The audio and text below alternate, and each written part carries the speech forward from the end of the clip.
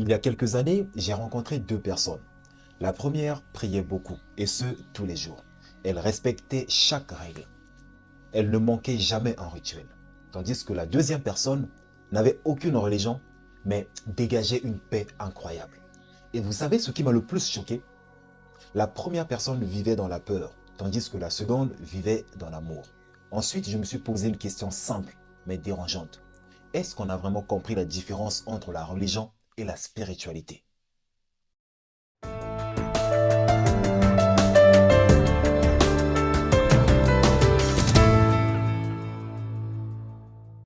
Salut à vous, très chère étincelle divine, et bienvenue sur ma chaîne Motiveuse Power.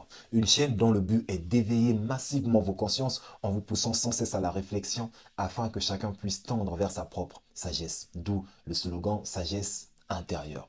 Si vous faites partie des gens qui ne comprennent pas la différence qui existe entre la religion et la spiritualité, sachez que vous êtes tombé sur la bonne vidéo. Aujourd'hui, on va aller au fond des choses. Pas de blabla, pas de langue de bois. Alors, il est dans votre intérêt de regarder cette vidéo jusqu'à la fin. Pour comprendre la différence qui existe entre la religion et la spiritualité, il est important de commencer par les fondements.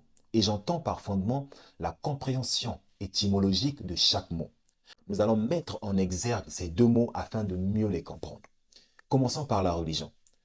Le mot religion vient du latin religare, ce qui signifie relier, attaché. Mais attaché à quoi? Attaché à des règles, attaché à une structure, à une manière précise de croire. En allant au bout de cette logique, vous comprenez que la religion, c'est une structure, un cadre, un chemin déjà tracé. La spiritualité, quant à elle, vient de spiritus, ce qui signifie le souffle ou la vie. Et là, on change de dimension. Parce que dans la religion, on était dans un cadre extérieur qui nous est imposé. Cependant, dans la spiritualité, on change de dimension. Il ne s'agit plus d'un cadre extérieur. Il s'agit d'une expérience intérieure. La religion nous dit quoi croire, tandis que la spiritualité nous pousse à chercher. La religion nous oblige à accepter comme vrai la pensée d'un autre, les expériences des autres, les paroles des autres, tandis que la spiritualité, elle, nous encourage à chercher notre propre vérité. La différence est infime, mais elle est de taille. Pour comprendre la différence entre la religion et la spiritualité, il est important d'analyser ou de comprendre le but de chacune d'elles dans notre vie. Commençons par la religion. Quel est le but de la religion dans notre vie? Il y en a plusieurs, mais j'en ai sélectionné trois. Premièrement, le but de la religion est de nous guider. C'est-à-dire que la religion veut que nous la suivions aveuglément. Deuxièmement, la religion nous donne des réponses toutes prêtes et péremptoires pour que nous n'ayons pas à les remettre en question. Parce qu'à partir du moment où vous commencez à remettre en question ce que l'on vous dit, vous mettez en branle votre propre capacité de penser clairement par vous-même. Et à partir du moment où vous commencez à penser par vous-même, vous êtes susceptible de tendre ou de trouver des réponses ou des vérités qui diffèrent de celles que la religion vous a imposées ou vous a présentées. Pire encore, vous êtes susceptible de trouver des réponses ou des vérités qu'elle n'a pas encore trouvées. Et ça, la religion ne supporte pas cela. Voilà pourquoi elle a créé un cadre. Et elle veut que vous restiez dans ce cadre. Elle ne veut pas que vous pensiez en dehors de ce cadre. Non, vous devez croire sans remettre en question tout ce qu'elle vous présente, tout ce qu'elle vous dit être les vérités absolues et immuables. Voilà pourquoi je dis que les religions sont un dogme. Et troisièmement, la religion nous dit quoi faire pour bien vivre. Mais parfois, elle peut aussi nous conditionner. Par contre, la spiritualité ne nous donne pas de réponse toute prête. Bien au contraire, la spiritualité vise trois choses. Premièrement, la connaissance de soi. Deuxièmement, l'éveil de conscience. Et enfin, troisièmement, la transformation intérieure. Et comme l'a dit Carl Jung, celui qui regarde à l'extérieur rêve. Cependant, celui qui regarde à l'intérieur s'éveille. Le but de la spiritualité est de nous inciter à éveiller notre conscience, à croître, à grandir. Et cela commence par une connaissance de soi et le processus se produit à l'intérieur de soi. C'est une transformation intérieure. Là où la religion nous dit, voici le chemin, tu dois le suivre. La spiritualité, par contre, nous dit, trouve ton chemin et suis-le. La différence est infime, mais elle est de taille. Pour comprendre la différence qui existe entre la religion et la spiritualité, il est important de voir de plus près la conception que chacune d'elles a de Dieu. Commençons par la religion. Dans bien des religions, Dieu est décrit comme un être supérieur, dans le sens où on a placé Dieu à l'extérieur de nous, loin là-bas dans les cieux. Bien des religions disent que Dieu se trouve dans les cieux. Où se trouvent les cieux? Loin là-bas. Et cette conception d'un Dieu extérieur a donné naissance à une autre conception sous-jacente, à savoir Dieu est un être qui est séparé de nous. Car voici la vérité, à partir du moment où vous acceptez que Dieu est un être qui se trouve à l'extérieur de vous, vous acceptez par la même occasion le fait que vous soyez séparés de lui. La religion décrit Dieu comme un être vindicatif, courroucé, mégalomane. La spiritualité n'a pas la même conception de Dieu. Pour la spiritualité, Dieu est une énergie et non un être masculin. Dieu est une force, le tout de chaque chose. Dieu est un être omniprésent. Là où la religion nous dit Dieu se trouve là-haut, là-bas, vous le verrez que le jour où vous mourrez, la spiritualité nous murmure Dieu est un être qui se trouve en toi parce que tu en es une extension. La différence, elle est infime, mais elle est de taille. Comprenez-vous la différence? Une personne qui croit que Dieu se trouve à l'extérieur d'elle priera différemment de celle qui croit et sait que Dieu se trouve en elle. Après avoir vu la différence que chacune d'elles a de la conception de Dieu, nous allons maintenant parler de la différence que chacune d'elles a de nous, de comment est-ce que la religion et la spiritualité nous conçoivent. Pour la religion, nous, êtres humains, sommes des êtres imparfaits, des pécheurs, c'est-à-dire que nous sommes entachés par le péché originel. Peu importe l'endroit où vous vous trouvez sur terre, dès lors que vous naissez ici-bas, vous êtes intrinsèquement entaché par ce péché. Et donc, vu que nous sommes entachés par ce péché, cela fait naître en nous le besoin d'être corrigé, le besoin de se parfaire. Cependant, la spiritualité a une toute autre conception de nous, êtres humains. Pour la spiritualité, nous sommes des êtres en quête d'évolution. Et si vous êtes un ou une habituée de ma chaîne, vous savez à quel point je ne cesse de vous marteler là-dessus. Nous sommes des êtres en quête perpétuelle d'évolution. Ce qui revient à dire que nous sommes Dieu, incarnés sous une forme inférieure afin de faire l'expérience de nous-mêmes. Nous sommes ici pour nous connaître de façon expérientielle. Parce qu'il y a une différence entre savoir que vous êtes Dieu et en faire l'expérience. C'est une chose de savoir que vous êtes une personne gentille et c'en est une autre d'en faire l'expérience. Vous ne saurez que vous êtes une personne gentille à moins de poser un acte qui démontre votre gentillesse. Est-ce que vous me comprenez? La spiritualité nous fait prendre conscience qu'en réalité, nous sommes des dieux. Dieu en miniature ou une extension de Dieu. Ce qui revient à dire que nous sommes porteurs d'un immense potentiel. D'ailleurs, je vous invite à aller regarder ma vidéo sur le potentiel humain, dont je vous mettrai le lien dans la description. En allant au bout de cette logique, vous comprenez que la religion et la spiritualité ont des conceptions différentes en ce qui nous concerne. La religion crée la culpabilité, tandis que la spiritualité crée la responsabilité. Là où la religion nous dit tu dois devenir digne, la spiritualité nous dit tu es déjà complet, tu as juste à le découvrir. Tu es un être en quête perpétuelle d'évolution. C'est normal que tu fasses des erreurs. Cependant, tu n'es pas un être imparfait, car tu es de la même essence que Dieu. Tu es composé de la même étoffe que l'être que tu appelles Dieu. Donc, il est impossible pour toi d'être un être intrinsèquement imparfait. Tu es parfait tel que tu es. Une autre manière de comprendre la différence entre ces deux notions est de comprendre leurs promesses après la mort. Qu'est-ce que la religion et la spiritualité nous disent de ce qui nous arrivera après notre mort?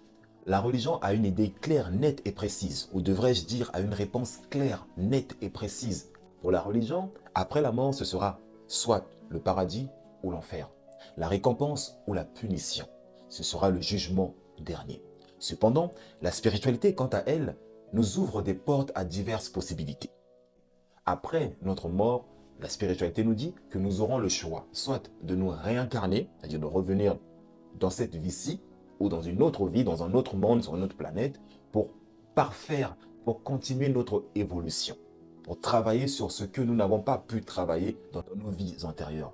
La réincarnation est une opportunité qui nous est donnée pour croître, pour nous améliorer, prendre conscience des actes que nous avons commis, de notre conduite sur Terre et de prendre la décision de changer. Et tout dépend du but de chaque âme. Toutes les âmes ne se réincarnent pas dans un même but. Chacun de nous a son propre but. Au-delà de la réincarnation, il y a aussi la fusion avec l'univers. C'est-à-dire après notre mort, certaines âmes, après avoir parcouru la roue cosmique, choisissent de ne plus s'individualiser, mais plutôt de fondre avec l'unité. Et d'autres âmes vont choisir la continuité de leur conscience, continuer d'évoluer dans d'autres domaines, dans d'autres sphères.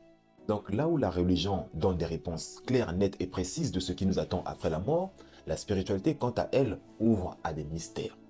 Beaucoup de religieux prient parce qu'ils ont peur d'aller en enfer. C'est une vérité simple mais dérangeante. Vous avez peur de brûler en enfer. C'est la raison pour laquelle cette peur vous incite à vous conformer à ce que votre religion vous dit. Vous préférez rester dans le cadre, penser dans le cadre et non en dehors du cadre. Vous vous dites, la peur vous fait dire que si tu respectes à la lettre ce que ta religion t'impose ou te dit, tu augmentes tes chances d'éviter l'enfer. S'il n'y avait pas de notion d'enfer et de paradis, personne ne serait religieux. Personne ne serait religieux. Les gens sont religieux parce qu'ils ont peur de brûler en enfer.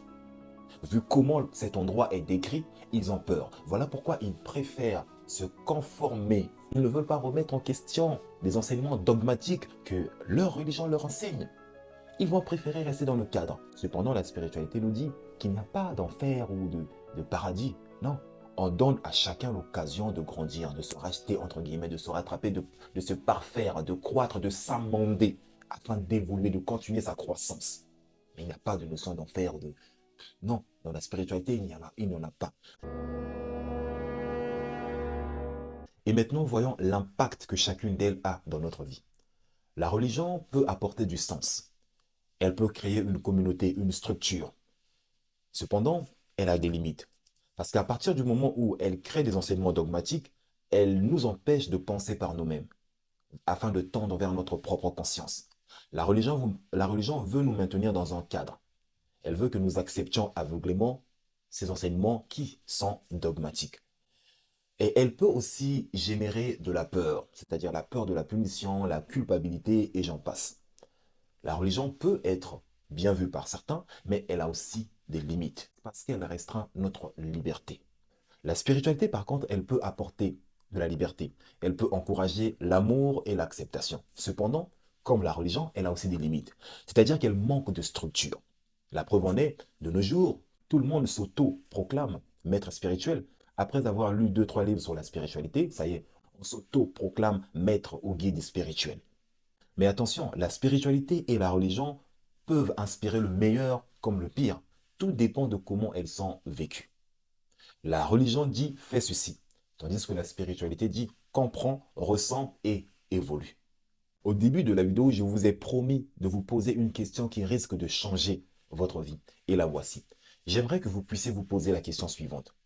Est-ce que ce que je crois me rapproche de moi-même ou est-ce que ça m'en éloigne? Est-ce que cela me libère ou est-ce que ça m'empêche? Prenez le temps d'y réfléchir. Alors, faut-il choisir entre la religion et la spiritualité? Je dirais que ce n'est pas forcément un combat. Et ce n'est pas à moi de décider à votre place ou de choisir à votre place. Parce que je dirais, certains vont trouver dans la religion une spiritualité profonde, tandis que d'autres vont trouver dans la spiritualité une vérité sans religion. Ce n'est pas tant le système qui compte, c'est plutôt ce que ce système produit en vous. Bon, prenez le temps de vous poser la question suivante. Est-ce que ma religion ou ma spiritualité produit en moi plus d'amour, plus de conscience, plus de liberté intérieure ou l'inverse? La réponse vous donnera déjà une idée de ce vers quoi vous devriez tendre. Alors voici la vérité. Vous pouvez suivre toutes les règles sans jamais vous connaître. Vous pouvez réciter des prières sans jamais ressentir quoi que ce soit. Vous pouvez appartenir à une religion sans jamais être connecté à vous-même. Ou vous pouvez commencer dès aujourd'hui à remettre en question, à chercher par vous-même, à explorer, ressentir, comprendre. Parce qu'au final, personne d'autre ne fera ce travail à votre place. C'est un cheminement personnel. Et comme le disait une célèbre pensée, ce n'est pas la vérité qui libère, c'est la recherche de la vérité. Alors, la vraie question n'est pas religion ou spiritualité. La vraie question est, êtes-vous prêt à vous réveiller? Êtes-vous prêt à penser par vous-même afin de tendre vers votre propre sagesse? Êtes-vous prêt à vous connecter à votre soi supérieur, à votre moi supérieur, au divin qui est en vous, en choisissant la quête intérieure? Êtes-vous prêt à étendre votre conscience, à élargir votre conscience? Êtes-vous prêt à remettre en question tout ce que l'on vous a enseigné afin de trouver votre propre chemin? Êtes-vous prêt à prendre la décision de suivre votre chemin, d'écouter votre cœur et d'accepter les critiques, les moqueries et le regard des autres? Voilà les questions que vous devriez vous poser. Et si cette vidéo vous a touché, ne la gardez pas pour vous-même. Ne soyez pas égoïste. Partagez-la tout autour de vous afin qu'elle touche toutes les âmes qui sont en quête de telles connaissances. En outre, n'oubliez pas de commenter, de liker et de vous abonner à notre chaîne Motivus Power. Pour ma part, je vous dis à la prochaine vidéo et que Dieu vous bénisse. Ciao, ciao.